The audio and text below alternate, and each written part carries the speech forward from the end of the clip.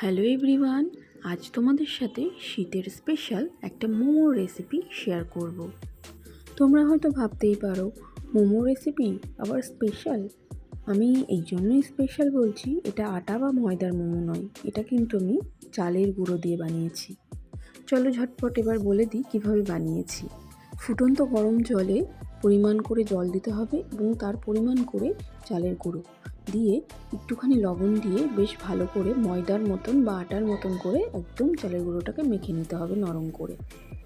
এরপর আটার ডো থেকে বড় বড় লেচি কেটে আমি রুটির মতন করে বেলে নিয়েছি। খুব পাতলা করে বেললে চলবে না, একটু মোটা রেখে বেলতে হবে।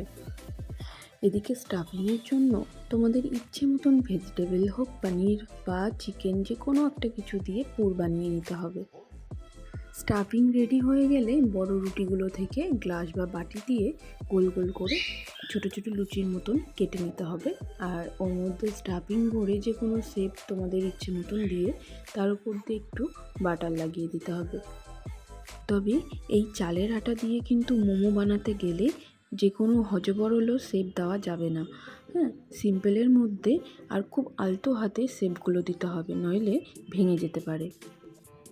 ময়দার মোমোগুলো যেমন স্টিম করে, ঠিক এই মোমোগুলো এই সেমভাবেই স্টিম করতে হবে।